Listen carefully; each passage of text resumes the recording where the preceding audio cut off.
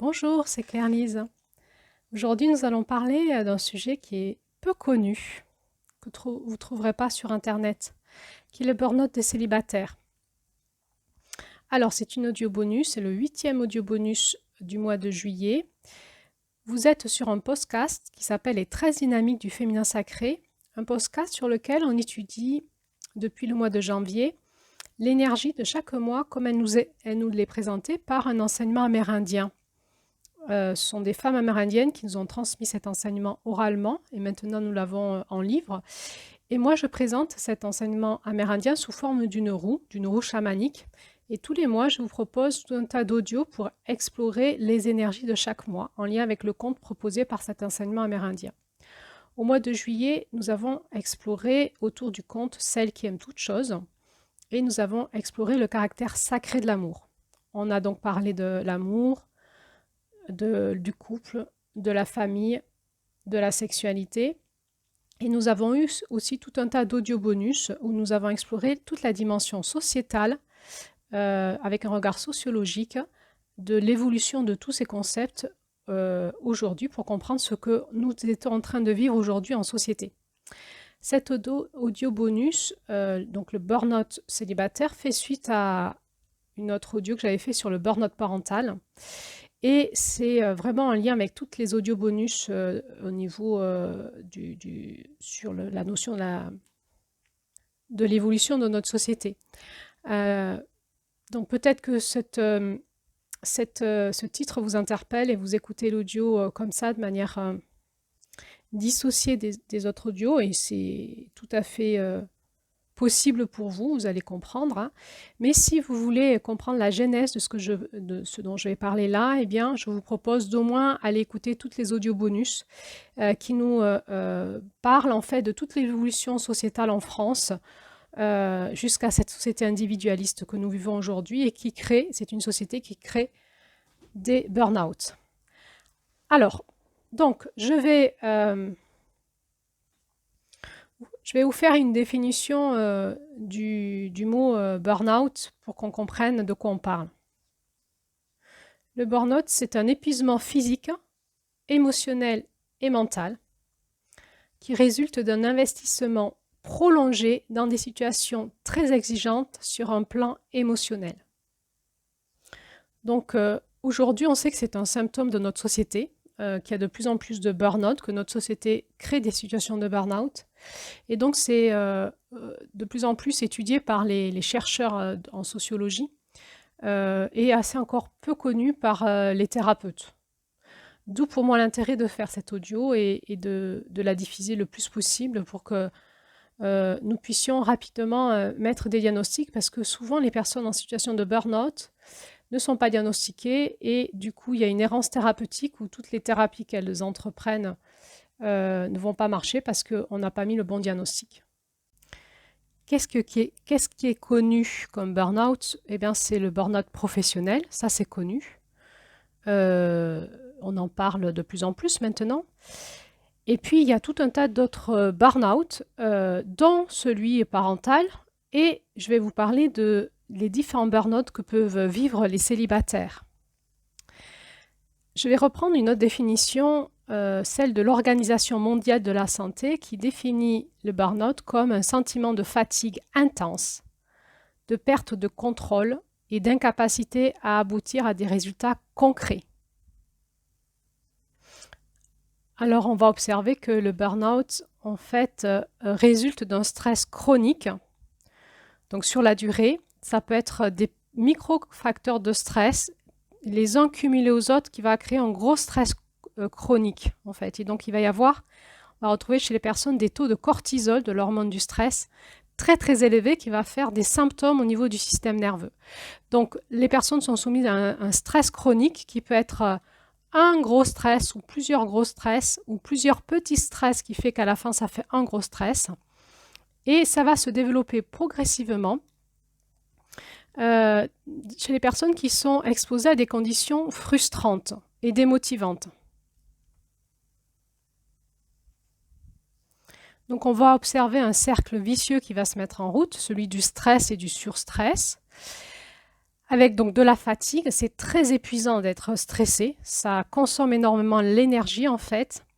Donc il va y avoir d'abord de la fatigue avec vraiment, c'est vraiment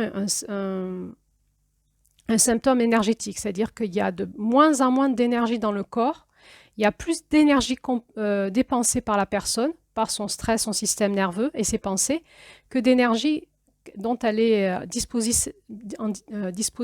dont elle a la disposition dans son corps. Et donc à un moment, ben, c'est comme une voiture qui a plus d'essence, quoi. Il va y avoir une panne d'essence. Comme on va voir que ça concerne des personnes plutôt perfectionnistes et assez fortes, ces personnes-là vont ressentir cette fatigue et vont avoir tendance à ne pas l'écouter et à vouloir continuer coûte que coûte ce qu'elles travaillent parce qu'elles sont dans un sentiment d'échec et donc elles ont tendance à toujours aller plus loin dans ce qu'elles vivent pour essayer de résoudre le problème. Donc, il va commencer à avoir un épuisement qui va se mettre au niveau de la santé avec des symptômes psychosomatiques, c'est-à-dire que le corps va se mettre à réagir. Il va y avoir déjà des troubles cognitifs, des difficultés de concentration. Et puis, il va y avoir des migraines, des insomnies, du mal au dos, mal au ventre, etc., etc. C'est-à-dire que le cortisol va augmenter toutes les fragilités de base de la personne vont être démultipliées à cause du stress. Et puis on va trouver ensuite des symptômes qui arrivent plutôt psychologiques avec un sentiment d'échec. Donc il va y avoir une dévalorisation de soi, de l'anxiété sous toutes ses formes avec la sensation d'être dans une impasse, de pas arriver à s'en sortir. Donc il va y avoir dans le cerveau reptilien, le cerveau de la survie, une sensation de mort imminente et donc encore un surstress qui va se rajouter parce que la personne a l'impression qu'elle ne va jamais se sortir de ce cercle vicieux. On va voir donc s'installer de l'anxiété sous toutes ses formes, de l'irritabilité, une tendance à s'isoler parce que la personne a la sensation qu'elle est socialement moins agréable et moins acceptable. Un sentiment d'être dépassée par les événements ou d'être démotivée par ce qu'elle vit et donc ça va générer des troubles cognitifs avec des troubles de concentration, des troubles de mémoire et là la personne va avoir peur. Elle va s'épuiser et elle va devenir anormalement froide, indifférente, elle va s'isoler émotionnellement pour se protéger et ça peut aller jusqu'à une dépression avérée, donc suite au burn-out, voire jusqu'au suicide. Le suicide, il est là par en fait cette accumulation de stress et ce cercle vicieux qui à un moment fait que la personne se sent piégée, elle est tellement dévalorisée par rapport à elle-même qu'elle ne voit plus qu'une issue, c'est de partir. On aime bien donner l'image de la bougie qui va faire une grosse flamme pendant un certain moment, très forte, et à un moment, il n'y a plus de mèche, et donc la flamme s'éteint d'un coup.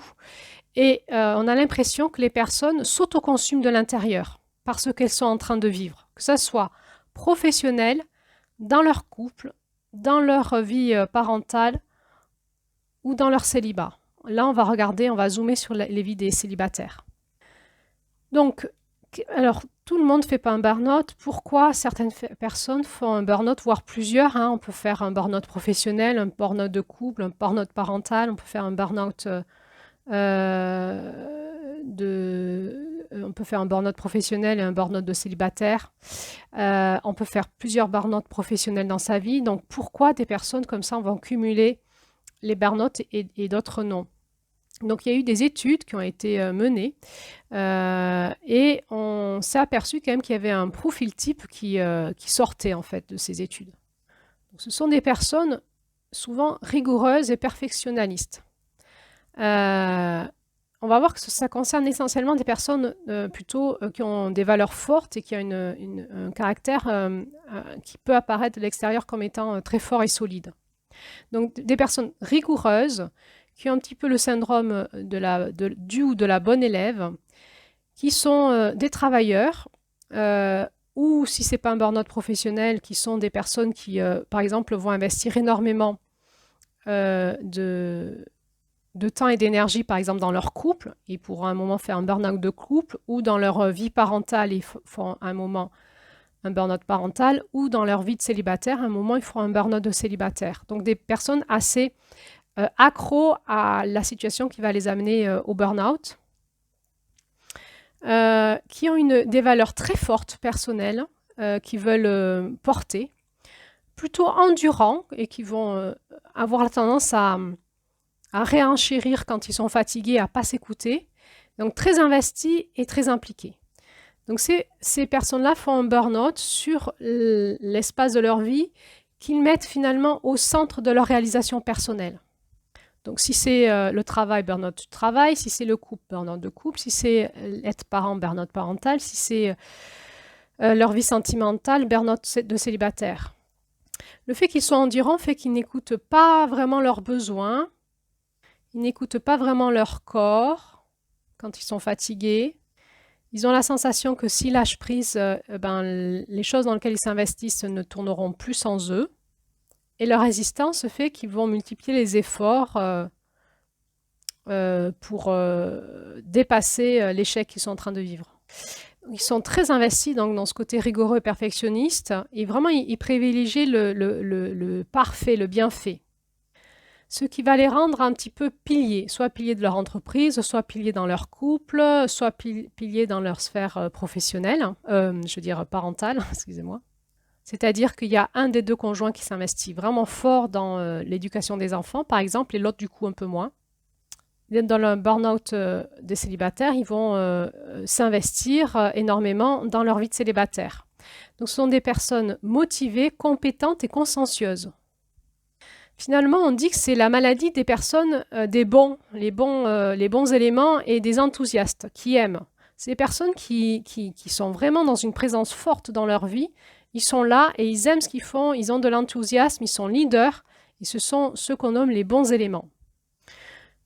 Voilà, donc on peut se demander pourquoi ce genre de personnes finissent par être pris par une spirale infernale jusqu'à en faire éventuellement une dépression, voire à un moment un suicide. Alors, je vais là me zoomer sur le burn-out du célibataire, mais en général, on peut déjà dire que c'est une crise sociétale. La société, en général, c'est une société individualiste qui demande toujours plus à l'individuel. La personne individuelle prend vraiment à cœur son épanouissement personnel et ses compétences et va mettre un point d'honneur à monter tout le temps en compétences pour répondre aux attentes des autres. Une société qui en veut toujours plus. Ce qu'on dit dans les coachings professionnels, c'est que, où avant, une entreprise demandait à son employé au moins de donner 80% de son potentiel et on laissait 20% de marge. Aujourd'hui, les entreprises vous demandent d'abord 100% et l'année d'après 120% et l'année d'après 140 et l'année d'après 160 et l'année d'après 180 et ça ne s'arrête jamais. Donc c'est comme un élastique qu'on tire et ça finit par craquer.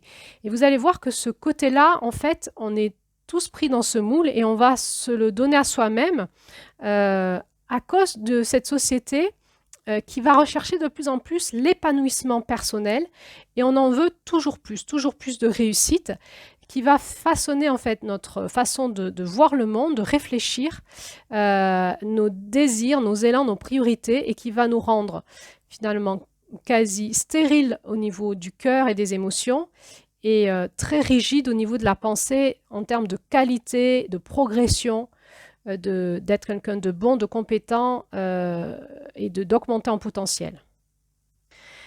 Donc cette société individualiste aussi qui nous met en crise familiale. On a vu dans les autres audios qu'on est passé de la famille clanique à la famille nucléaire et ensuite à tout un tas d'autres styles de famille. La famille aujourd'hui est excessivement précaire, vulnérable. Il n'y a plus de soutien familial. Ce qui fait que les personnes sont de plus en plus en solitude et pour gérer les événements de vie, doivent de plus en plus les gérer seuls. Il y a un énorme sentiment de non-étayage, de ne pas être soutenu, d'être seul et à un moment, on craque. C'est pas humain. C'est pas humain de ne pas être soutenu, c'est pas humain de ne pas avoir son clan autour de soi pour, en cas de coup dur, nous soutenir. Et la société individualiste et les crises de couple et familiales fait que les personnes, même au sein de leur couple, se sentent de plus en plus seules, ce qui va créer des situations au moment de burn-out. Et puis évidemment, les crises de couple, hein, notre société qui met la valeur couple en état de crise, qui fait que la multiplicité des divorces, des séparations, des échecs amoureux et de couple peuvent faire penser aux personnes qu'elles ont des problèmes, qu'elles ne sont pas assez bien et va les mettre aussi en burn-out sentimental. Alors là, dans cet audio, après avoir vu cette introduction générale, je voulais un petit peu zoomer sur les célibataires. Après avoir vu le burn-out parental, vous dire que le burn-out des célibataires existe de plus en plus, est assez méconnu, et que ça va être la même chose que le burn-out parental, mais à son opposé. J'ai envie de dire, c'est son opposé complémentaire. Et là, on est vraiment dans un syndrome sociétal.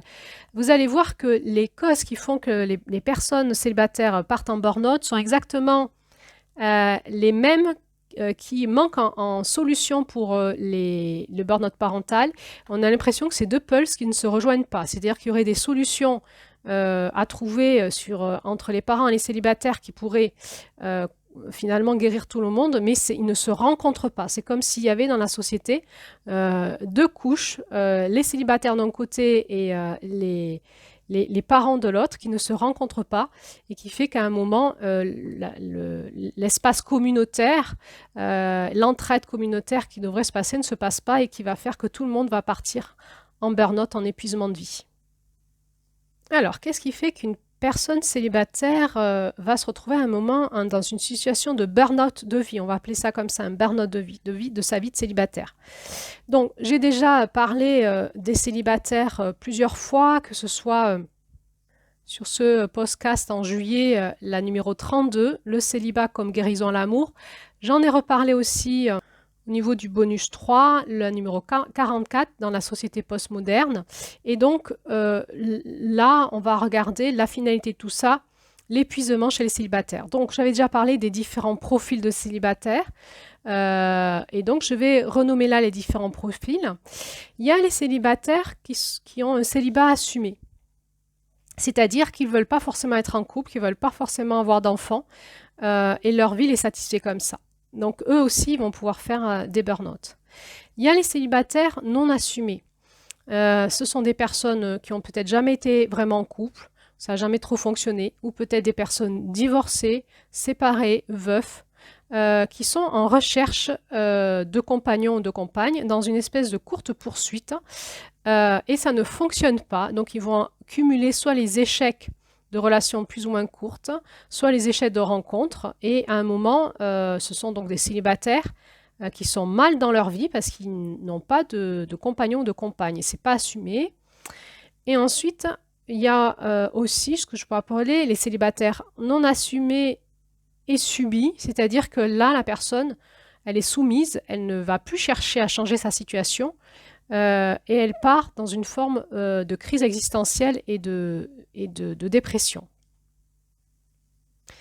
Donc je précise que je ne parle pas ici des familles monoparentales, je ne parle pas des personnes célibataires qui ont des enfants, ça serait plutôt de l'ordre du burn-out parental, mais je parle bien des personnes célibataires qui n'ont pas d'enfants ou qui ont des enfants qui maintenant sont casés, j'ai envie de dire, qui sont seuls dans leur vie. Alors évidemment que le burn-out du célibataire va concerner les personnes qui ont des enfants et qui sont célibataires, ils vont s'y retrouver aussi dedans. Mais j'avais aussi envie de zoomer sur cette catégorie de la population dans la société assez particulière. Il y en a quand même de plus en plus aujourd'hui de personnes seules sans enfants. En tout cas, sans enfants en bas âge. Sinon, là, on parlerait de famille monoparentale. Alors là, je vais vous parler des différents types de burn-out que peuvent avoir ces célibataires et je vais un petit peu généraliser sans différencier ces différentes catégories, mais Certaines formes de burn-out se verront pas chez par exemple, les célibataires non assumés. Et on verra plutôt certaines formes de burn-out plus chez les célibataires assumés. Donc là, je vais faire des généralités sur ce qu'on trouve en général au niveau des célibataires, sans différencier les différents types de célibataires. Donc je vais vous parler là de la première forme de burn-out qu'on peut vivre en tant que célibataire, c'est le burn-out sentimental ou émotionnel. Donc, ce burn-out qui est un symptôme d'épuisement va pouvoir se retrouver dans l'épuisement émotionnel, lié à une surcharge liée à la vie privée, sentimentale et familiale. Donc le burn-out sentimental, on peut le retrouver au sein du couple, mais on va aussi le retrouver chez le célibataire.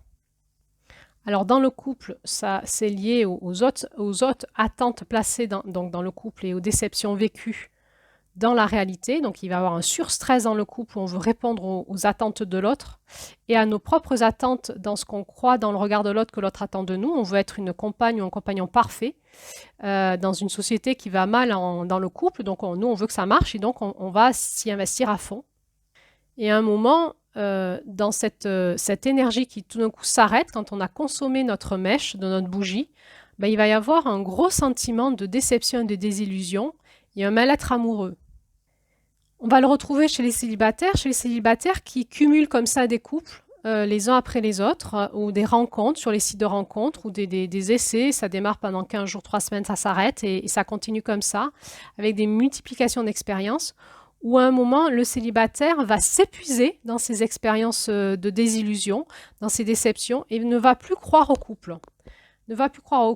Et il va faire un épuisement sentimental où il se sera beaucoup investi dans des rencontres, dans des couples qui auront pu durer 1 ou 2 ans, et il va en sortir complètement asséché avec une sensation d'impasse, qu'il ne sait pas être en couple, de perte de confiance en soi, de dévalorisation, et à force d'être investi pour retrouver un compagnon ou une compagne, ben à un moment, il va y avoir le burn-out et il va y avoir donc un effondrement énergétique, émotionnel, et donc va arriver tous les symptômes du burn-out. On va peut-être pas faire le lien entre tous ces symptômes psychosomatiques et les échecs amoureux de la personne en fait. Souvent, ces crises de couple qui finissent par faire que le couple ne perdure pas, c'est qu'il y a des contradictions permanentes entre les attentes, la réalité et l'usure au quotidien. Il y a quelque chose dans le couple d'aujourd'hui qui voudrait, c'est comme si la société voudrait nous dire, tu dois essayer de créer le top du top du couple. Sinon, ça ne marchera jamais. Donc, tu dois être la compagne parfaite, le compagnon parfait. Comme, encore une fois, cette psychologie positive qui accompagne notre société est très présente partout autour de nous, dans les magazines, dans les livres psychologiques, dans tous les coachings, sur Internet, sur les réseaux sociaux, dans nos discussions entre amis, on a l'impression que ce qu'on est, c'est pas bien par rapport à ce qu'on devrait être. Et quand on redémarre une nouvelle relation, cette fois-ci, on voudrait donner le top de nous-mêmes. Et il va y avoir une contradiction par rapport à qui on est vraiment et la réalité de notre être humain. Et on va aussi avoir tendance à projeter sur l'autre nos attentes du top qu'on aimerait et à ne plus finalement accepter la réalité de ce qu'il est. Et donc, on va arriver dans un moment dans la relation, dans une sensation d'usure. Il y a toujours aussi dans les couples cette épée Damoclès, si ça ne marche pas, si mon couple ne répond pas à l'injonction du bonheur, eh bien, on va se séparer. Et donc, il y a toujours cette sensation qui met en stress dans le couple, c'est il faut que je sois au top, sinon il va me quitter ou elle va me quitter, ça ne va pas marcher. Et on aimerait, il y a tout aussi l'engrenage des réseaux sociaux où on publie des photos, où nos amis publient des photos, et on a l'impression que nos amis sont des couples au top parce que ils publient toujours la photo avec les super sourires, les super situations, etc. Certains couples ne vont pas parler de leur crise de couple et de ce qu'ils vivent, ils vont plutôt parler, essayer de montrer ce faux self, ce faux couple, de montrer comment leur couple est bien. Et on peut se retrouver comme ça embarqué avec la sensation que les autres, ça va et pas moi, en fait. Donc forcément, j'ai un problème. je ne sais pas faire, je ne sais pas être avec l'autre. Donc, qu'est-ce qu'on peut faire à ce moment-là? Consulter, coaching couple, thérapie de couple, thérapie individuelle, dans l'idée toujours de s'améliorer, de penser qu'on a un problème. Alors, le problème, il est à la fois sociétal, mais il est aussi dans le côté que notre société nous a rendus stériles à l'amour.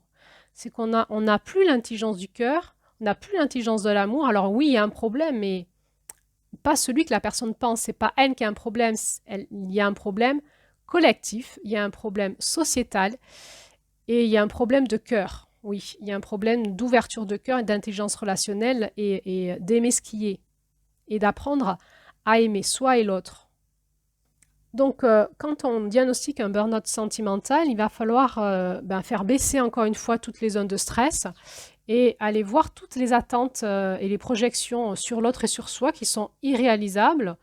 Prendre conscience de l'illusion d'être unique et comprendre qu'en fait, on est juste un être humain avec ses défauts et ses qualités et commencer à apprendre à s'accepter comme on est et à apprendre à accepter déjà l'autre comme il est avant de pouvoir se tourner vers qu'est-ce que l'amour et l'ouverture du cœur. Donc il est important dans nos crises de couple de prendre du temps pour soi, de recul, de demander de l'aide, d'exprimer nos sentiments à notre entourage, d'en discuter pour vraiment prendre conscience qu'on n'est pas seul et peut-être relativiser tout ce qu'on se dit, toutes les pressions que l'on se met. Évidemment, on parle avec notre conjoint et essayer de comprendre pourquoi on est en couple ensemble. Est-ce que c'était pour combler des vides? Et là, je vous renvoie sur toutes les audios sur nos scénarios relationnels et toutes les audios sur l'amour et le couple que j'ai fait en amont. Donc, revoir la genèse de la relation et comprendre effectivement comment on démarre nos points de rencontre. Qu'est-ce qu'on va chercher quand on va chercher un compagnon ou une compagne?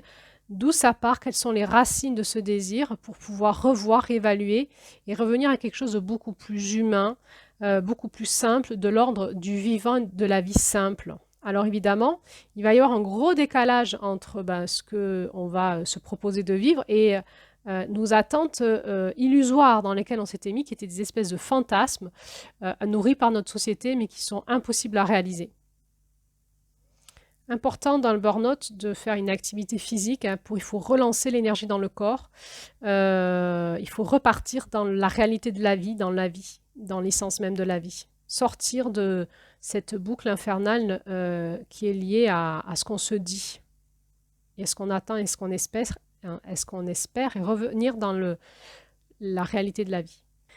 Alors, pour ce style de personnes, ils vont aussi à un moment dans ce burn-out sentimental, donc ce qu'ils font, c'est qu'ils mettent beaucoup d'investissement à rechercher un compagnon ou une compagne. Ils sont très investis là-dedans, c'est le centre de leur vie. Et donc évidemment, ils vont aller sur les applications des rencontres et ils vont y passer beaucoup de temps, voire une partie des nuits. Ils vont parler de tout ça à leur entourage. J'ai rencontré un nouvel homme, une nouvelle femme. Il va y avoir, à un moment, le burn-out va venir des applications parce que l'investissement, le manque de sommeil et toute la partie illusoire que nous met, dans laquelle nous met Internet, des photos, des fausses photos, des messages qui bien faits de drague qui nous font la sensation d'être qu'on plaît à quelqu'un, qu'on est aimé et que ça pourrait être le bon et tout d'un coup ça va créer en nous comme une hypnose, une illusion de réalité dans laquelle on s'embarque avec cette fois-ci beaucoup d'espérance que ça pourrait marcher cette fois-ci. Éventuellement une rencontre, soit là c'est le choc, non c'était pas celui que j'attendais, je croyais qu'il était comme ça mais quand je l'ai rencontré au restaurant c'était pas lui, soit ça peut fonctionner à la rencontre et ensuite il va y avoir la réalité qui va revenir et la personne n'était pas celle qu'on attendait avec l'impression illusoire qu'en repartant faire ses courses sur Internet, on pourrait enfin trouver quelqu'un qui irait mieux. Donc on est aussi dans cette société de consommation où quand ça ne va pas, je jette et je vais racheter autre chose. Donc la société nous propose de toute façon toujours de la technologie toujours meilleure que la précédente.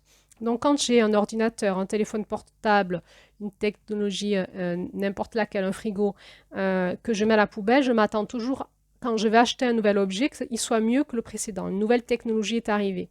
Et ça peut créer comme ça aussi cette illusion que si je jette cet homme ou cette femme qui ne me convient pas, peut-être que le prochain sera mieux. Peut-être que je vais changer d'application, peut-être que je vais faire différemment. Mais il faut que je trouve cette personne qui est mieux que la précédente. Et donc la personne qui est très investie sur les sites de rencontres, eh bien, va osciller entre espoir et ras-le-bol des applications des rencontres. Et puis certaines personnes, des fois, désinstallent et puis réinstallent, font une pause et recommencent. Et il va y avoir comme ça de l'investissement, une illusion de réalité. Éventuellement, on ne mange plus trop, on dort plus trop. Et on va au travail, on fait ses loisirs, mais on s'investit par le téléphone, on reçoit des messages dès qu'on veut, on se reconnecte et donc il va y avoir une forme de dépendance aux messages des autres. Donc finalement, une sortie de soi, on n'est plus tourné vers soi, vers ce qu'on ressent à l'intérieur de nous, vers notre être réel, mais vers ce que le téléphone va nous apporter comme petit bonbon de douceur qui va combler mon manque affectif. Et à un moment, eh ben, ça va consommer énormément d'énergie mentale, d'énergie affective, d'énergie dans notre corps, de temps, de concentration, de discussion avec nos amis. On peut aussi avoir des amis qui nous voient moins parce que ce genre de discussions sont un petit peu agaçantes à la fin. Moi, j'ai des clientes, essentiellement des femmes, pour moi, hein, qui consultent en thérapie que pour ça, que pour nous raconter les espérances et les désillusions qu'elles ont dans ces sites de rencontres. Alors, ça veut dire quoi? Ça veut dire qu'elles investissent de l'argent aussi et une psy pour les aider à éponger la désillusion dans laquelle leur met ces sites de rencontres. Vous voyez, il y a un énorme investissement même. Elle va payer jusqu'à une psy pour à chaque séance raconter le nouvel homme qu'elle a rencontré, pourquoi ça n'a pas marché et qu'est-ce qui ne va pas en elle. Et voilà. Donc, et à un moment, la mèche va être consommée et il va y avoir l'énergie qui va chuter et une désillusion. On n'y croit plus. Et comme on a beaucoup cru qu'on allait rencontrer cet homme sur le site de rencontre ou cette femme, eh bien, il y a une sensation que c'est fini. En fait, on ne rencontrera jamais personne. On est complètement déconnecté de la réalité de la vie, de juste la réalité que les hommes et les femmes sont partout dans la vie, mais peut-être qu'ils sont sur leur téléphone, peut-être qu'ils sont eux-mêmes sur des sites de rencontres et qu'ils ne me voient pas. Donc, il y a vraiment un problème sociétal. Comment on fait, hommes et femmes, pour se rencontrer dans la rue, dans les supermarchés, dans les fêtes, en bord de mer, au travail, entre voisins, enfin, toute cette société qui est là, cette société individualiste, fait qu'on se rencontre sans se voir. Donc, il va falloir réapprendre à rencontrer les personnes dans la rue, dans le réel, dans le vivant, et surtout à baisser cette spirale dans laquelle on s'est mis, d'attente, en ayant coché des croix, je le veux comme ça, comme ça, comme ça, comme ça, comme si on est allé, on avait fait notre course au drive. Il va falloir faire repartir les personnes dans l'acceptation de l'être humain, comme il est. La rencontre, elle va être dans le cœur, elle va taper dans le cœur et la personne ne sera pas du tout le type qu'on s'était mis d'attente dans notre psyché, en fait. Ça sera autre chose. La vie va nous proposer quelque chose qui est compatible avec nous dans notre domaine affectif, amoureux, sexuel, relationnel et pas par rapport aux attentes dans lesquelles on s'était enfermé dans une bulle stérile dans notre mental, qui nous mettait dans une illusion de réalité et qui obligeait l'autre à répondre à des critères qui étaient impossibles pour lui à être. Alors ça va nous amener à une burn-out qui découle de cela, qu'on appelle le Betterment burn-out. Donc ce sont les personnes qui recherchent l'âme sœur et qui, dans cette quête d'âme sœur, vont se mettre dans un burn-out. Alors je vous explique qu'est-ce que c'est. Donc là, ce sont les célibataires qui sont prêts à sortir de leur zone de confort et à revoir tous leurs critères pour trouver l'amour. Là, ils vont s'y donner à fond, eux. Donc, ils sont prêts à faire tous les efforts nécessaires pour trouver chaussures à leurs pieds, mais ça va faire l'effet inverse. Donc, ils vont beaucoup investir pour s'améliorer, se perfectionner, trouver l'amour et former un couple solide. Donc, ce sont des personnes qui ne rentrent pas dans les valeurs de la société actuelle, dans ces couples qui se défont et qui se font. Ce sont des personnes qui veulent vraiment rencontrer l'âme sœur pour vraiment vivre un couple solide. Donc, ils vont investir leur argent dans du coaching amoureux, coaching sexuel, coaching sentimental. Ils vont faire des formations, ils vont vraiment tenter de s'améliorer, ils vont faire de la thérapie personnelle pour comprendre quel type finalement de personne il devrait être pour trouver cette âme sœur, pour que cette âme sœur s'intéresse à elle. Et donc on va voir qu'ils vont avoir donc toujours des attentes irréalisables à l'égard de leur partenaire, mais aussi à l'égard d'eux-mêmes. C'est comme si ils voulaient tout le temps se sculpter pour être le meilleur, on dit la plus belle, la meilleure façon d'être soi-même, la plus belle expression de soi, sans du tout écouter cette partie féminine hein, qui est l'accueil, la compassion, la douceur, la tendresse, le lâcher-prise et l'ouverture du cœur. Donc, ils sont très influencés par les personnalités virtuelles qui sont idéalisées comme certaines célébrités par les réseaux sociaux et ils sont tout le temps en recherche de poursuivre un incessant moi parfait. Qui va faire arriver à l'inverse, c'est qu'il va y avoir un moment, un épuisement et une dévalorisation de soi. J'y arrive pas, donc je suis une merde. Donc là, il va y avoir aussi tout un travail d'accueil de ce qui est, de compréhension de ce qui s'est passé et de retour dans la vraie vie. Et un travail vers l'ouverture du cœur, des guérisons du cœur et l'ouverture du cœur. On est vraiment dans l'énergie de juillet et dans tout ce que propose cette deuxième partie du conte, dans la solitude, il va falloir se guérir pour accepter ce qui est et arrêter d'utiliser l'être humain comme un objet de compensation à ses manques et arrêter de s'utiliser soi-même, de se maltraiter pour vouloir être le compagnon ou la compagne parfaite pour répondre aux attentes de l'autre. En fait, c'est impossible. Donc, qu'est-ce que c'est que la rencontre? Qu'est-ce que c'est que l'harmonisation? Qu'est-ce que c'est que l'authenticité? Qu'est-ce que c'est que nos forces et nos vulnérabilités? C'est tout ce qu'on étudie dans cette roue chamanique et c'est tout ce qu'on va travailler avec ces personnes-là pour que les nouvelles rencontres soient plus abordées comme une aventure de rencontre qui pourrait devenir passionnante plutôt que comme une espèce de puzzle qui devrait s'emboîter et de modelage en permanence pour répondre à ses propres exigences et à ceux de l'autre. Alors, il y a un autre burn-out au niveau des célibataires, c'est le burn-out familial.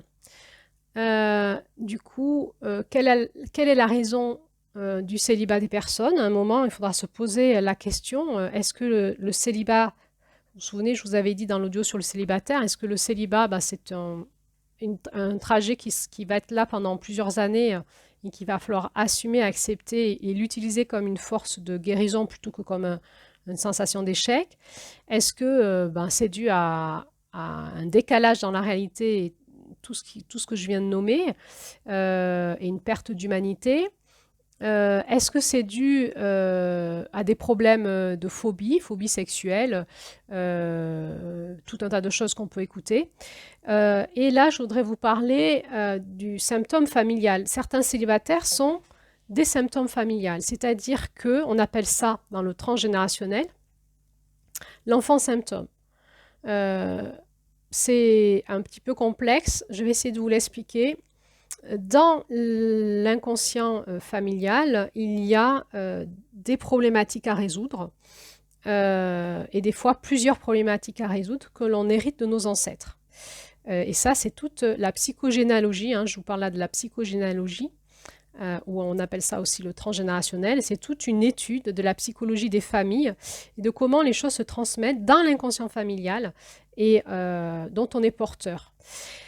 On observe en psychogénéalogie que l'organisation des familles va inconsciemment désigner quelqu'un comme étant l'enfant symptôme, celui qui a les symptômes des problèmes familiales, et voir, il peut y avoir plusieurs enfants symptômes, voire il n'y en a qu'un qui va prendre tous les symptômes familiales, et c'est un petit peu la victime expiatoire qui dit « je prends tous, vivez donc heureux, et moi je vais me débrouiller avec toute cette merde à gérer ». Et on va retrouver donc ces personnes ayant des maladies graves, des fragilités. On peut retrouver au niveau génétique, des fragilités aussi génétiques, psychologiques, émotionnelles, et avec souvent, c'est comme si en créant la fin d'un linéage, c'est-à-dire en n'ayant pas d'enfant, c'est comme si dans l'inconscient, ils tiraient les symptômes de la famille à eux, et eux, ils disaient, je vais mourir avec tous les symptômes, comme ça, la famille va pouvoir continuer à vivre sans les symptômes. C'est un petit peu quelque chose comme ça. C'est plus complexe, mais c'est très imagé ce que je vous dis. Donc, il y a des célibataires qui sont des enfants symptômes, des syndromes familiaux. Alors, ce sont des personnes qui vont être très investies dans leur famille. Très investies dans leur famille, mais rejetées de leur famille. Et ça, inconsciemment. Donc, ce sont des célibataires qui vont avoir besoin d'être en lien avec leur famille pour se sentir en vie, s'investir avec leurs frères et sœurs, leurs parents, leurs neveux et nièces. Ils ne vont pas être en couple, ils ne vont pas avoir d'enfants, ça va surenchérir leur souffrance sentimentale, émotionnelle et surenchérir leur besoin de lien avec leur famille pour se sentir en vie. Donc, ils vont avoir besoin de liens avec leurs neveux et nièces, de liens avec leurs frères et sœurs et de liens avec leurs parents.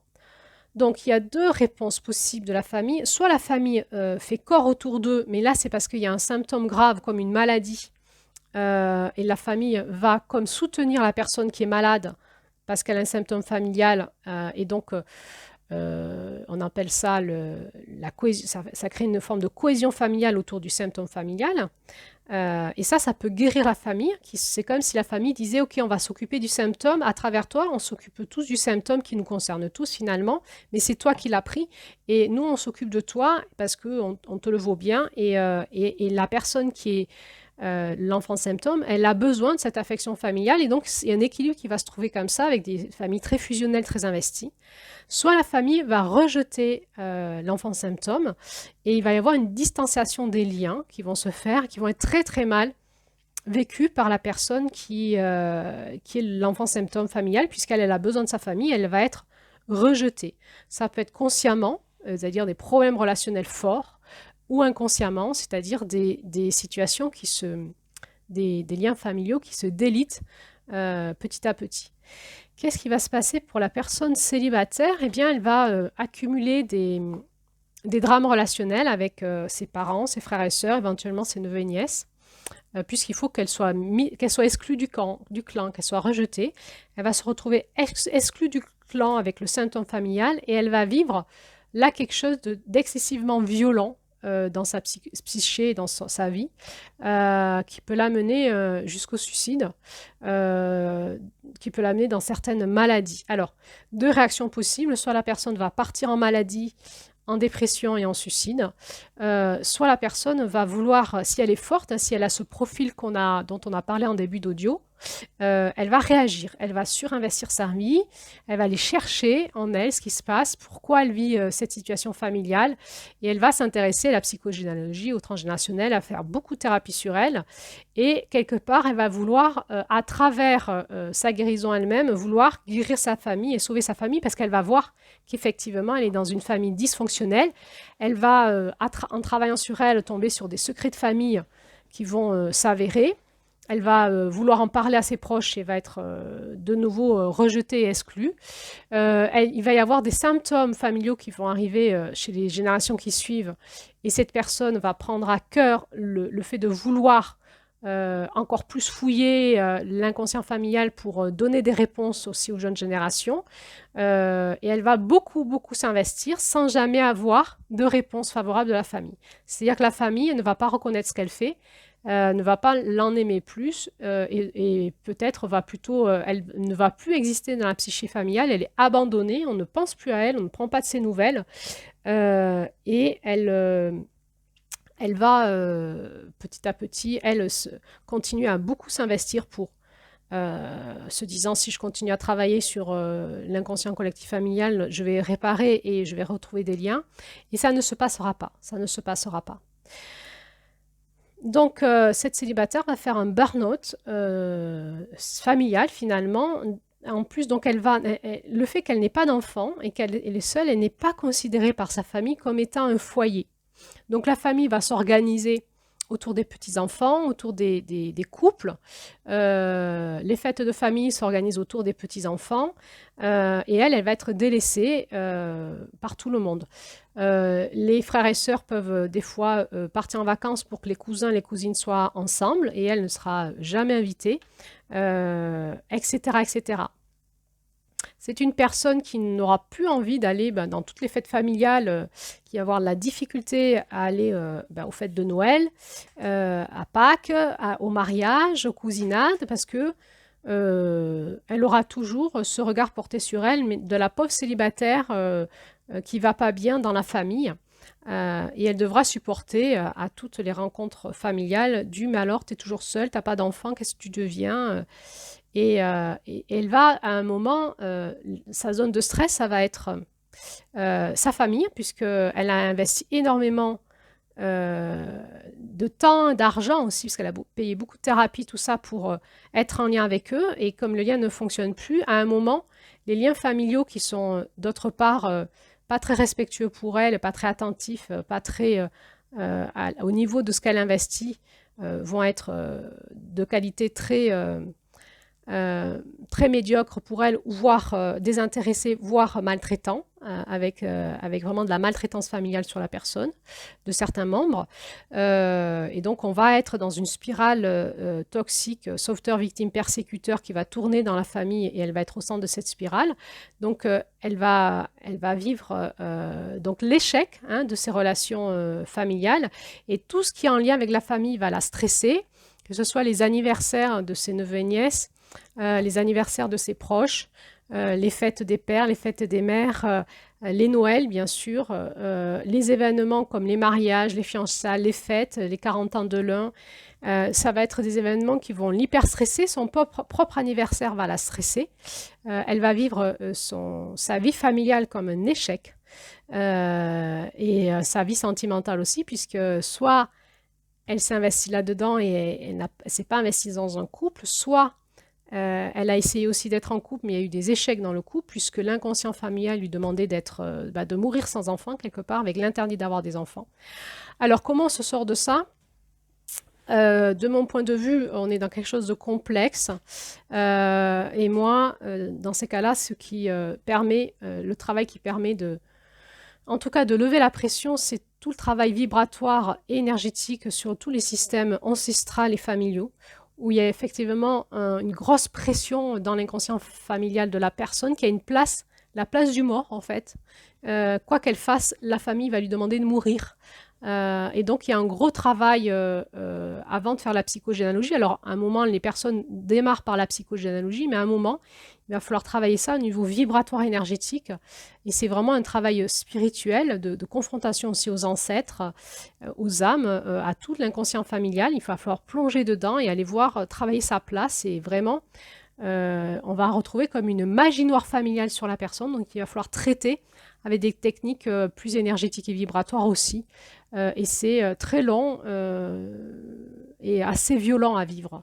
Et en soins, et parce qu'il y a un décalage entre l'inconscient familial, puisqu'il y a ces inconscients, et la réalité où la famille dira « mais non, non, nous ça va bien avec toi, il ne se passe pas grand-chose, c'est toi qui n'est pas bien avec nous ». En fait, on va retrouver en soins une dynamique familiale vibratoire énergétique de type magie noire et injonction sur la personne très violente.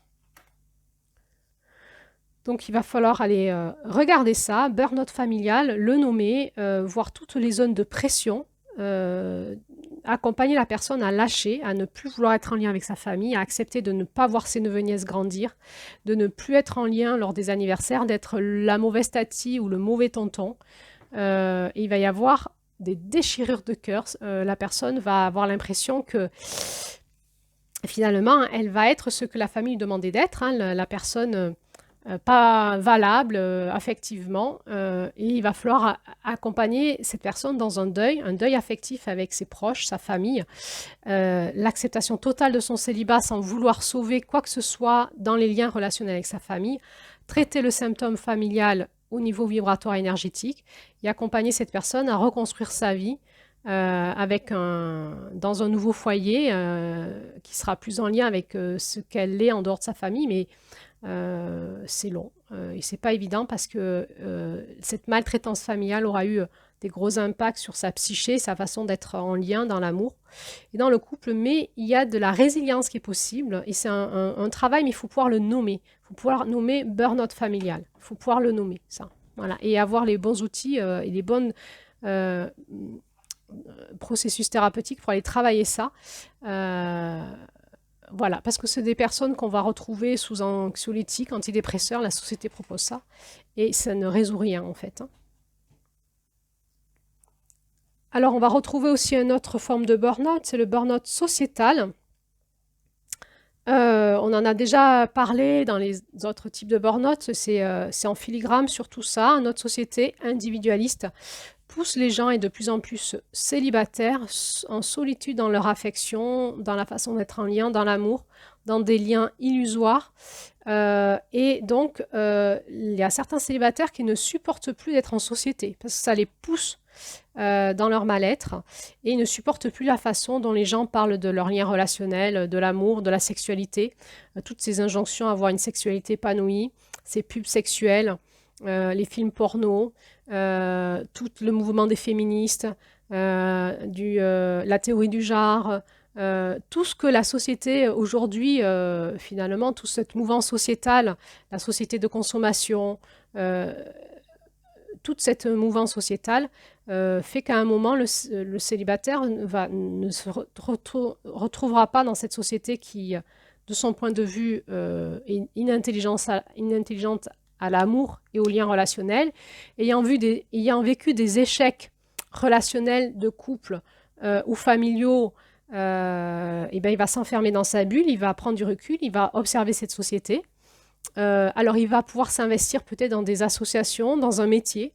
Il va réorienter son énergie peut-être au niveau professionnel et on va retrouver des personnes qui vont réorganiser leur vie et leurs symptômes de célibataire et de souffrance de célibataire au niveau professionnel. Donc, ils vont peut-être partir dans des thérapies du bien-être, de la thérapie, dans du coaching, dans de l'art quelconque pour dénoncer tout ça. Ils vont s'y investir énormément, là aussi. On va peut-être à un moment retrouver aussi un burn-out professionnel, peut-être à un moment. Et la personne, elle va avoir de plus en plus un sentiment d'insécurité dans la société. Elle ne va plus se sentir en sécurité avec les banques. Elle voit en fait dans cette bulle, cette attitude de recul qu'elle a, et dans cette un peu de bulle de protection, tout d'un coup, elle prend conscience des choses et elle va se sentir en insécurité. Dans son isolement social, et là je parle peut-être plus des femmes que les hommes, mais peut-être que les hommes vivront aussi la même chose sur d'autres aspects, tout va devenir le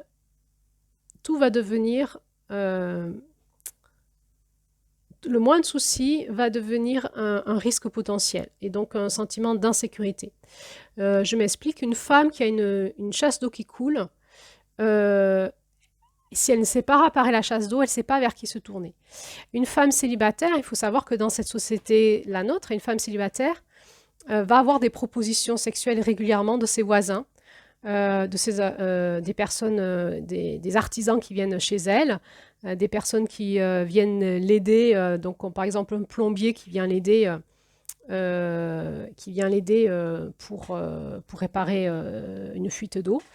Moi, dans ma vie perso, j'ai vécu ça avec un policier, j'avais eu un cambriolage, donc j'étais pas bien du tout, j'étais célibataire et pas bien du tout, et le lendemain, j'ai vu un SMS d'un des policiers qui était venu constater le cambriolage, très sympathique, en me disant que si j'avais besoin d'aide, on pouvait se rencontrer, il était là. Évidemment, ça pose question qu'un policier contacte une femme célibataire en situation de vulnérabilité de manière privée. Donc soit c'était la rencontre incroyable, mais en fait automatiquement quand on est célibataire et seul, on se dit c'est quoi ce truc, je suis tombée sur un policier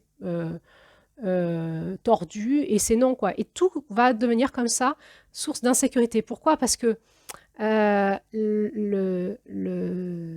société aussi crée, cette société de consommation crée l'opportunité. Une femme célibataire qui est en état de vulnérabilité peut être une opportunité pour un homme pour se faire plaisir. Alors, sans aller, on a des exemples de femmes qui ont eu des tentatives de viol avec, chez elles, avec des personnes dont elles avaient fait appel pour les aider.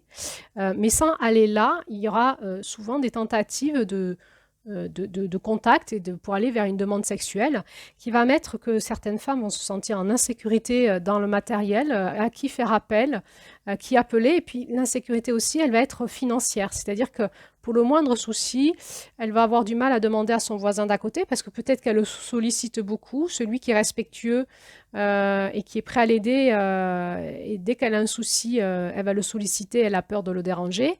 D'un autre côté, il faut qu'elle ait mis des sous de côté pour pouvoir faire appel à un plombier respectueux, mais ça vaut cher. Et donc, comme ça, il va y avoir une montée de stress, fait partie du stress qui va s'accumuler. C'est le moins de soucis qu'il y a dans la maison, dans l'appartement, sur la voiture, à qui faire appel sans être en danger. Parce que le souci va cumuler avec le risque de danger. Le danger de se faire arnaquer par le garagiste quand on a juste un problème de voiture. Et comme ça, va se jouer en permanence à qui je demande. Est-ce que je demande à des voisins, à des amis, mais est-ce que je les sollicite pas trop? Est-ce que je suis pas...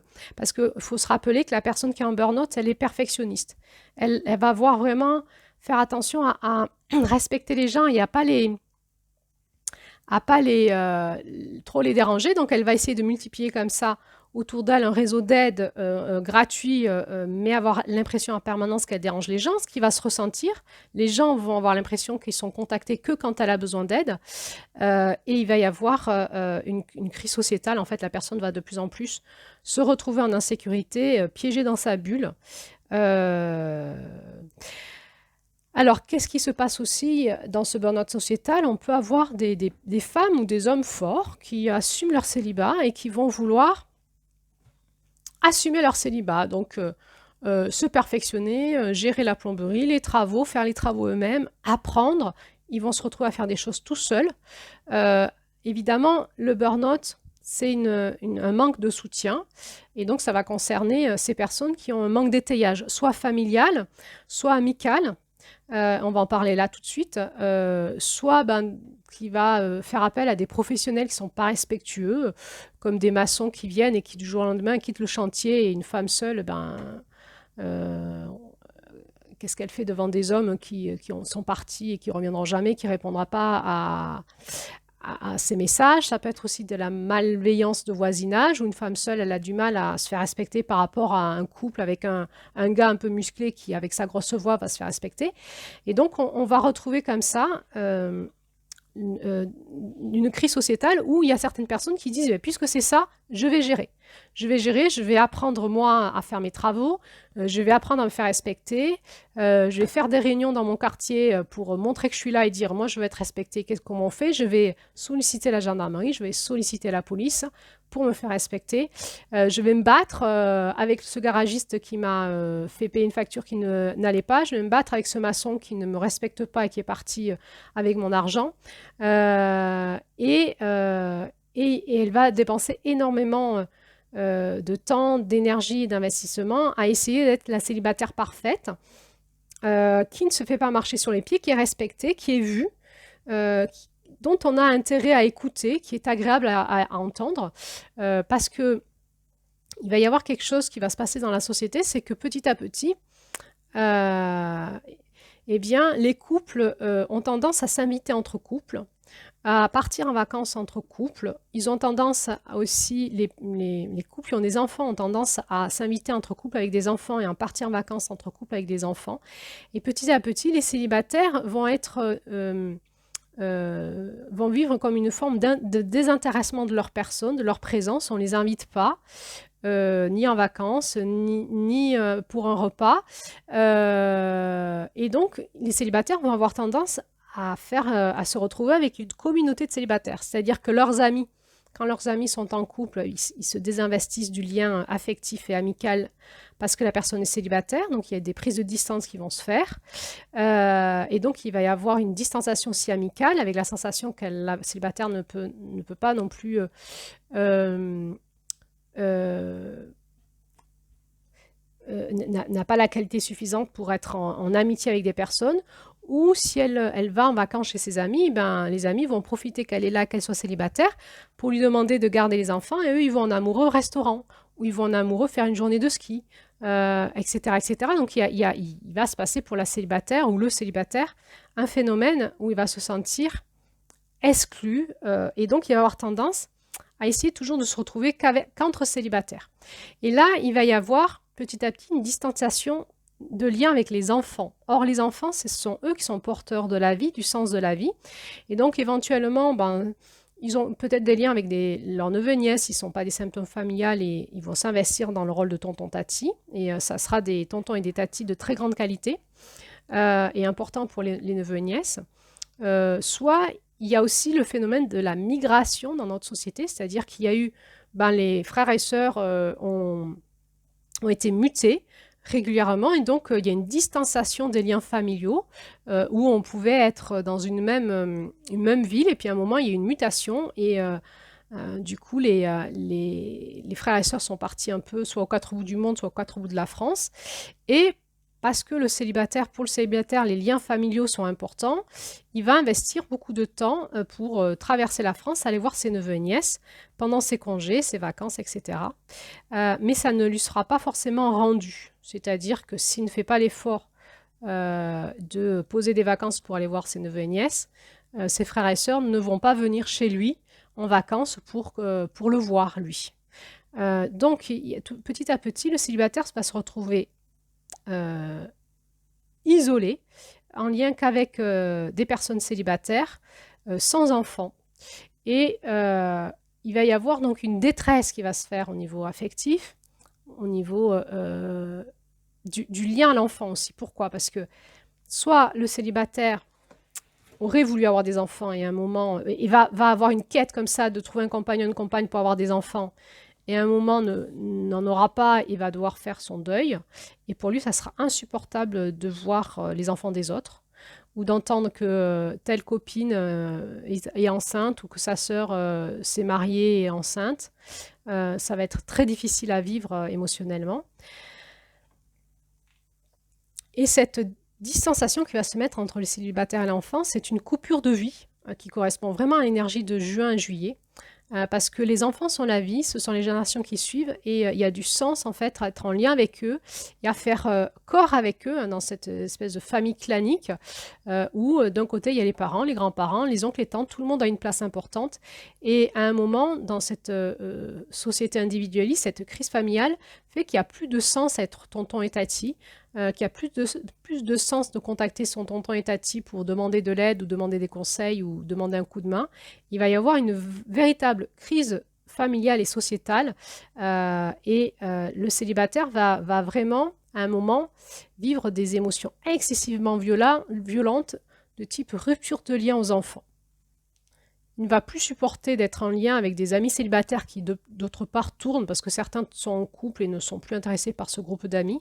Donc, dans une labilité relationnelle, ne va plus être intéressé, va vouloir, parce que souvent, on a vu que ces profils, ce sont des personnes qui ont une éthique personnelle forte, va vouloir se réjouir du bonheur des autres et en se disant « c'est pas grave, je vais travailler sur moi, moi j'assume », va éventuellement vouloir inviter. Donc, je vais inviter mes amis en couple, je vais inviter mes frères et mes sœurs et mes neveux et nièces chez moi, va devoir gérer les invitations tout seul dans sa maison, sans qu'elles ne lui seront rendues. Il y aura, dans le donner-recevoir, ça ne fonctionne pas. Et à un moment, cet état de choc, de constat, de la désillusion, qu'en fait, il n'existe pas, n'a pas de statut, il n'existe pas dans la société, dans le clan familial, et il va y avoir donc ce burn-out qui va arriver, un effondrement de choc de réalité. Alors, comme il réagit bien, il va se dire qu'à cela ne tienne, je vais me faire une belle vie moi tout seul, puisque les autres ne veulent pas de moi, le lien relationnel ne fonctionne pas, et donc il va partir en vacances tout seul, il va aller au restaurant tout seul, se faire du cinéma tout seul, faire son sport, réagir, se dire donc faire de la thérapie sur lui, je vais m'en sortir tout seul. Et jusqu'au moment où là aussi ça ne fonctionne pas. Pourquoi? Parce que c'est de la réaction de survie.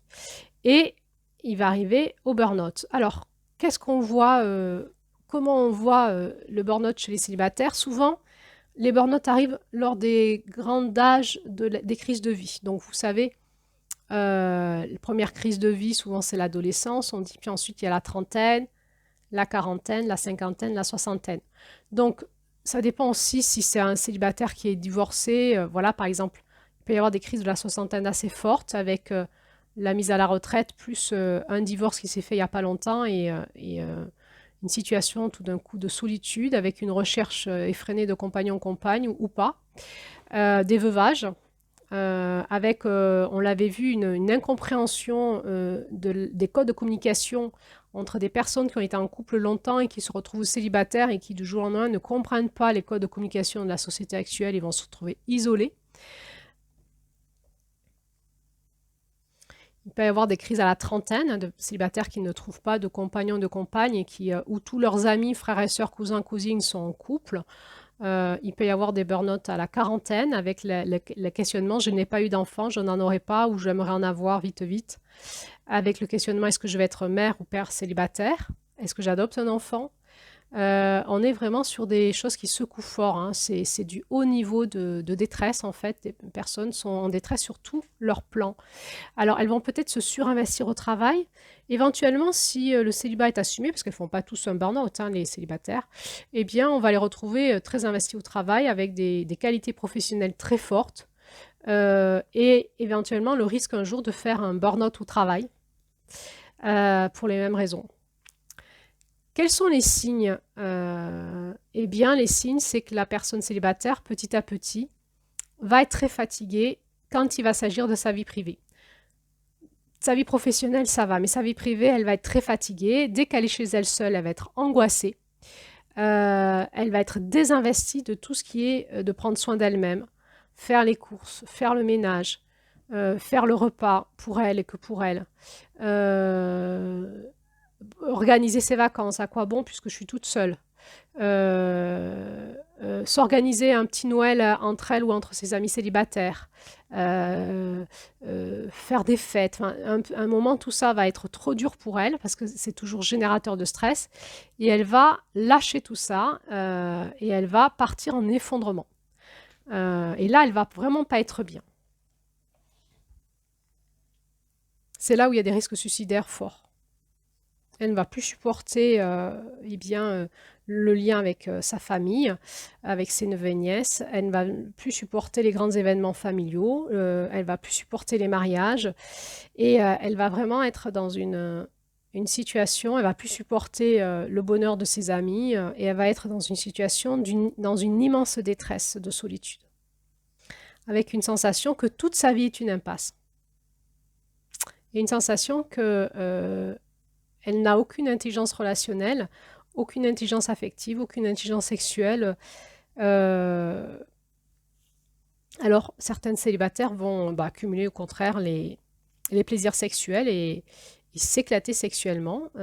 Et donc, on va retrouver le risque là, ça va être les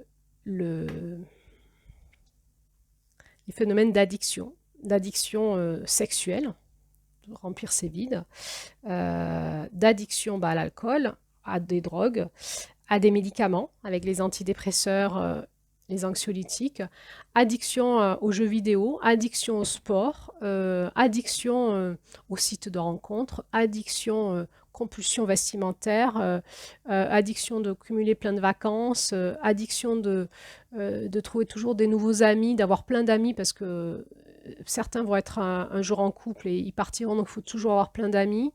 Addiction aux films, donc avec chez certaines personnes, une vie qui va s'organiser dans le travail, c'est ok, dès que je rentre à la maison, je suis vraiment mal.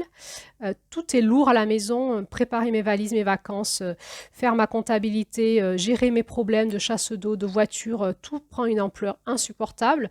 Et eh bien, les personnes vont se réfugier dans les films pour se mettre dans une autre réalité et avoir comme un peu de pommade le temps d'un instant. Et donc, on va retrouver des personnes qui vivent leur vie professionnelle, puis leur vie privée, dans une illusion de réalité avec des films en permanence, cumulent beaucoup de films. Et puis, il va y avoir donc ces phénomènes d'insomnie, voire être tout le temps sur Internet, sur les réseaux sociaux ou sur leurs films, une partie de la soirée, puis de la nuit. Donc, il va y avoir des épuisements physiques dus au manque de sommeil, et puis de la culpabilité. Ils vont se culpabiliser, ils vont voir qu'ils sont en train de partir dans une spirale descendante, culpabilité et un enchaînement de dévalorisation, de rupture de lien, d'isolement, de sensation d'échec. Et là, on est dans le vortex, de l'énergie de juillet qu'on voit au milieu de ce conte. Il faut pouvoir poser les mots dessus. Vous faites un burn-out de solitude, un burn-out de célibataire. Qu'est-ce qui s'est passé? Quelles sont vos zones de stress? Il va falloir remettre tout à plat. Il va y avoir donc une grosse crise qui s'annonce avec un gros effondrement. Il va y avoir des deuils à faire et regarder les choses en face. Lâcher toutes les attentes du futur où le futur serait mieux que le présent. Et donc, on continue à beaucoup travailler le présent pour avoir un futur mieux. Alors, je vais finir cet audio par vous lister tout ce qu'il ne faut pas faire quand une personne est en burn-out. Qu'on soit son ami, ses parents ou son thérapeute. Il y a 5 choses qui ne marchent pas, en fait, et qu'il faut arrêter de dire à une personne en burn-out, donc c'est important de le savoir. Il faut arrêter de tout faire pour aider la personne à tenir le coup et à ne pas s'arrêter, parce que ça ne fonctionne pas. Elle est en surstress, et si on lui dit on va l'aider encore à tenir le coup, son système nerveux va griller, en fait. À tout faire pour l'éviter de prendre le mur. Il faut un moment, on va lâcher et on va l'accompagner plutôt à se prendre le mur.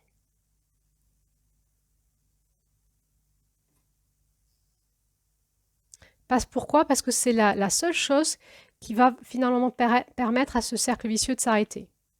Donc à ce moment-là, il y a un accompagnement très fort parce qu'on sait qu'il va y avoir un écroulement, que ça va être très violent. Donc il faut vraiment faire un système d'étayage autour de la personne, de médecins, de psychiatres éventuellement, de thérapeutes, d'amis s'il y en a.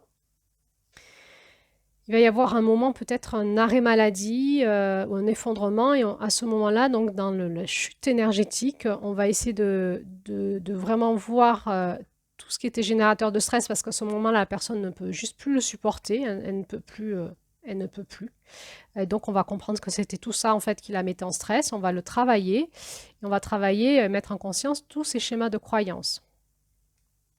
Et on va essayer de donner du temps à la personne pour qu'elle récupère et qu'elle se soigne. Donc, souvent, c'est l'arrêt maladie, si c'est possible.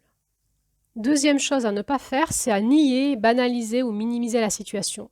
C'est terrible parce que pour le célibataire, il ne comprend pas pourquoi il est en situation de burn-out, d'échec de vie, alors qu'il n'a pas d'enfant, qu'il a tout l'argent que pour lui. Il faut savoir qu'il a beaucoup investi son argent tout seul hein, dans ses charges personnelles, sa maison, mais éventuellement aussi dans ses thérapies, dans tout ce dont il a investi son énergie, son argent est parti là. Et des fois, le regard sociétal dit « Oh, mais toi, tu es célibataire, tu as de l'argent. » Et donc, le célibataire va être dans une grande culpabilité de se dire « Mais j'ai pas d'enfant, je suis épuisé. Je suis célibataire et j'ai mon argent qui est à flux tendu, voire j'ai des difficultés financières, mais c'est parti où? Je devrais pouvoir faire ce que je veux, mais j'y arrive pas. » Et les gens ont tendance à minimiser en disant « Mais tu es célibataire, de quoi tu te plains ?» Parce qu'en plus, avec ces histoires de burn-out parental ou de familles qui sont de crise de couple ou de crise, tous les états de crise que génère notre société, les gens ont tendance à considérer les célibataires comme ayant de la chance. Ah, mais toi, tu as la chance, tu n'as pas de crise de couple, tu n'as pas ton compagnon, tu n'as pas de mari qui ronfle dans ton lit, tu n'as pas de compagnon ou de compagne qui te fait chier le soir quand tu rentres, tu n'as pas tes enfants qui hurlent toute la journée, tu n'as pas les problèmes de santé de tes enfants, de quoi tu te plains? Ou de lui dire mais c'est qu'un mauvais passage et ça va aller, ne t'inquiète pas, bouge-toi les fesses, sinon tu vas jamais réussir à reprendre. Donc il faut savoir que le déni est un mécanisme de protection face aux situations difficiles et que les célibataires vont vivre beaucoup de déni de leur entourage, de leur famille, de leurs amis. Eux-mêmes, ils vont être dans le déni et le déni ne fait que renforcer le problème, la non-reconnaissance. Donc le déni, c'est quoi? C'est ne pas regarder la réalité en face pour éviter de souffrir. Et donc l'entourage ne peut pas rentrer dans les souffrances d'un célibataire et donc vont la nier. Donc comment on fait si on ne veut pas la nier? Être accompagnant, que ce soit quelqu'un de la famille ou un ami, c'est une place difficile parce que il va falloir du temps, il faut de l'écoute, de l'accueil.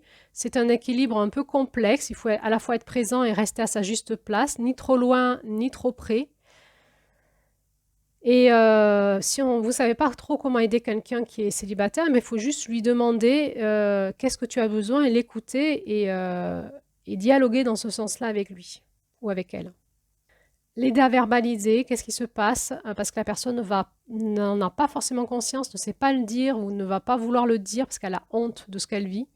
Elle juge que c'est pas normal et elle a honte de tout, en fait, d'être célibataire, sans enfant. Elle a l'impression qu'elle est en échec de vie sur tous les plans. Surtout en plus si elle va après faire un burn-out professionnel parce qu'elle va vivre une double vie, la vie professionnelle où elle s'investit énormément et la vie personnelle où elle se désinvestit petit à petit. Donc il va y avoir comme un clivage dans sa vie, comme deux personnages qui vont se mettre en route. Un personnage professionnel tip-top, un personnage personnel plutôt en burn-out et dépression. Et dans ce clivage, ça l'écartèle et à un moment, elle peut faire aussi un burn-out professionnel. Donc, il y a un moment où la personne va avoir besoin de beaucoup parler et c'est ce qui va aussi générer le burn-out parce que être en lien avec des personnes célibataires qui ne parlent à personne toute la journée, c'est-à-dire qu'elles doivent prendre leurs décisions toutes seules. Qu'est-ce que je fais à manger? Je vais où en vacances? Où c'est que j'investis mon argent? Dans les situations de crise à qui je fais appel? Elles n'ont personne à qui en parler, donc ça tourne toujours en boucle dans leur tête. Et à un moment, si elle trouve une oreille qui les écoute, elle va avoir tendance à beaucoup parler, à beaucoup vider son sac. Et ça va saturer l'oreille qui l'écoute. Le nouvel ami, le nouveau voisin, le frère ou la sœur qui tout d'un coup se rappelle de son existence et va l'appeler pour savoir comment ça va. Il va se retrouver avec un flot de choses déversées qui ne vont pas du tout. Et ça va régénérer de la distance. Un ami de passage qui dit mais j'ai pas pu en placer une, tu m'as parlé toute la soirée, stop, on va au lit et le lendemain ça va, il ne rappellera plus. Or l'écoute est importante, il faut que la personne puisse vider son sac, c'est en parlant à quelqu'un d'autre qu'elle se comprend elle-même, en ayant aussi le regard de l'autre. Or la célibataire ou le célibataire n'a pas de vis-à-vis. Donc il va devoir se parler à lui-même tout le temps et cette rencontre avec lui-même est très souffrante et l'écoute de l'autre est essentielle. L'écoute et le non-jugement et pas forcément que l'autre veuille trouver des solutions, parce que l'autre n'est pas dans la situation du célibataire qui est complexe. Mais juste de se dire permet à la personne petit à petit de comprendre ce qu'elle vit. Quatrième chose à ne pas faire, c'est à croire ou à faire croire que cela va s'arranger avec le temps et qu'ensuite tout reviendra comme avant. Eh bien non, parce que justement, comme avant, ça n'allait pas du tout. Donc on ne veut pas que ça revienne comme avant, il faut que tout s'écroule. Et paradoxalement, se remettre d'un burn-out demande beaucoup d'efforts. Pourquoi? Parce que la personne en burn-out, elle n'a plus d'énergie, elle est vidée d'énergie. Or, elle va devoir remanier de l'énergie pour se relever, se remettre en question, comprendre, aller voir des professionnels, confronter sa souffrance. Et ça va demander beaucoup de temps. Gérer aussi ses problèmes de santé, parce que souvent elle a des problèmes de santé. Il va falloir faire baisser le cortisol et tout ça, ça demande de l'énergie. Donc c'est paradoxal, c'est très long. Donc la reconstruction va se passer par des étapes de repos, mais aussi des étapes donc, de travail thérapeutique ou de développement personnel, de modification de vie. Tout changement demande énormément d'énergie, il y a beaucoup de résistance à changer et la personne va devoir changer de façon de vivre, changer de façon de penser, va faire des grands deuils, va devoir faire des grands deuils sur tout ce qu'elle espérait du futur. Elle va devoir faire des deuils, tout ce qu'elle espérait dans sa vie et elle va vivre un énorme effondrement de vie. Et donc là, elle va devoir être beaucoup accompagnée, ce qui veut dire qu'elle a moins d'argent, elle est éventuellement en arrêt de travail, elle a éventuellement plus d'amis, elle part éventuellement plus en vacances toute seule, elle n'a plus d'énergie pour gérer sa vie et éventuellement elle n'a pas de soutien familial.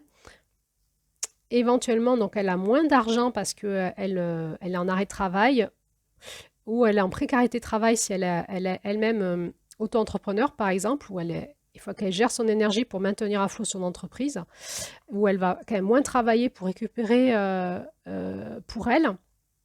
et elle va dépenser beaucoup d'argent dans l'accompagnement thérapeutique. Donc tout ça aussi c'est paradoxal. Au niveau énergétique, l'argent c'est de l'énergie. Et donc elle peut aussi beaucoup travailler pour juste payer des accompagnants parce qu'elle va devoir parler. Du coup, elle va devoir payer des psychologues pour parler parce qu'elle a personne avec qui parler dans son entourage. Une psychologue, c'est 65 € l'heure, une fois par semaine. Donc ça fait très cher de payer quelqu'un. Elle va devoir payer des artisans parce qu'elle manque d'étayage autour d'elle pour l'aider dans ce qu'elle ne sait pas faire. Elle va devoir éventuellement payer des avocats pour gérer ses litiges, etc., etc. Donc il y a une spirale là qui est difficile, un équilibre qui est difficile à trouver entre la gestion de l'argent, de l'énergie, du repos, et des remises en sécurité et de trouver des personnes avec qui parler pour essayer de comprendre ce qui se passe. Et ça ne reviendra jamais comme avant parce qu'une fois que la personne a compris, eh bien, elle va changer et elle va changer aussi sa façon. Alors, elle va changer parce qu'elle va aussi comprendre dans quelle dynamique systémique elle est, qu'elle se soit familiale, sociétale. Et c'est pour ça que pour moi, c'était important de vous faire tous ces bonus sur la société actuelle pour faire comprendre un peu à tout le monde dans quelle société on est et pourquoi on peut se retrouver dans ces situations de burn-out ou de suicide ou d'épuisement. Et donc, dans tout ça, il va falloir qu'elle se recrée une nouvelle éthique de vie, une nouvelle compréhension de vie, une nouvelle intelligence de vie. Et ça va générer peut-être une nouvelle façon de vivre, et là aussi une énergie pour changer de façon de vivre, nouvelle relation, nouvelle façon d'être en relation avec sa famille, nouvelle façon d'être en relation avec des nouveaux amis. Et ça prend beaucoup de temps. Ça prend beaucoup de temps pour aller vers une nouvelle vie. Cinquième chose qu'il ne faut pas faire avec quelqu'un qui est en burn-out, c'est profiter que la personne soit en arrêt pour lui proposer de finir tout ce qui a pris du retard. Et donc, on va se le dire à nous-mêmes, en fait. C'est-à-dire que quelqu'un qui a un burn-out, si c'est un burn-out professionnel ou un burn-out parental et que la mère est au foyer ou le compagnon est en arrêt maladie, la personne qui travaille ne comprend pas que lui, il a travaillé toute la journée ou elle, et puis elle rentre à la maison et le compagnon n'a rien fait de la journée. Tout prend du retard. Non, en fait, l'arrêt de travail, c'est pas pour qu'il s'occupe de la maison, il peut pas en fait. Et le célibataire aussi, s'il se met en arrêt de travail ou s'il prend des vacances, un peu plus de vacances pour moins travailler, eh bien, sa maison est partie en vrac. On se rappelle qu'au début, c'est des personnes très consciencieuses. Donc, au début de son célibat, il voulait une maison tip-top. Tout était bien tenu dans sa maison. Il voulait recevoir du monde. Il voulait gérer tout, en fait. Et à un moment, quand tout part en vrac, la maison part en vrac aussi. Et ça rajoute au fait que le célibataire ne se sent pas bien chez lui. La saleté s'accumule, la crasse, il va de moins en moins bien manger, et donc on est dans une spirale infernale.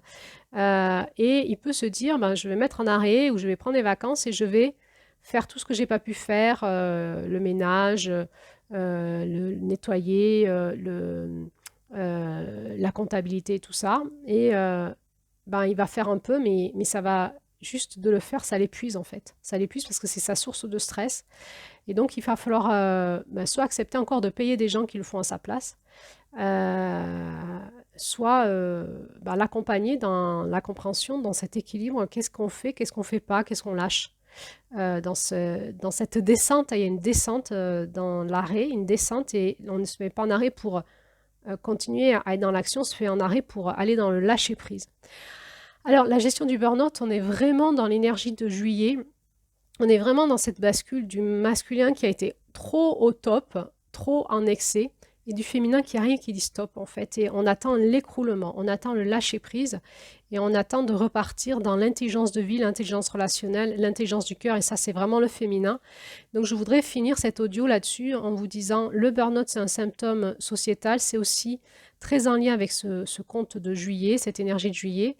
Et la solution, de mon point de vue, sera toujours dans retourner vers le féminin et dans l'équilibre du masculin et du féminin.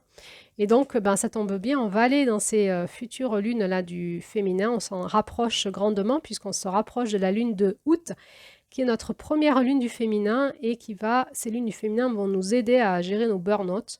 Alors, je vous dis à bientôt pour la suite. Si vous avez trouvé cet audio pertinente, ce sujet du burn-out personnel des célibataires, un sujet d'actualité. Si ça vous fait penser à des personnes de votre entourage, n'hésitez pas à partager. N'hésitez pas non plus à partager sur les réseaux sociaux.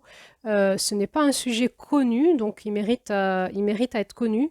Likez bien sûr, abonnez-vous à la chaîne et pour nous soutenir. Et voilà, partagez abondamment cette information parce qu'aujourd'hui, encore sur Internet, on ne trouve pas beaucoup d'informations là-dessus, ou quasi pas, ou pas du tout. Et c'est encore très peu connu des thérapeutes, donc il faut vraiment communiquer là-dessus pour finalement aider au diagnostic. Et évidemment, ça va orienter la façon de prendre en charge ces personnes de manière tout à fait différente qu'une dépression ou toutes les choses que l'on se dit, entre autres, en psychologie positive. La psychologie positive pousse au burn-out. Il faut que les thérapeutes arrêtent d'être dans une psychologie positive. Tu vas monter en potentiel, tu vas y arriver, tu vas devenir quelqu'un de mieux, tu vas être la meilleure image de toi-même. Il faut arrêter ça à un moment et puis repartir à l'inverse et dire c'est OK en fait, on va repartir dans la vie. Merci pour votre soutien.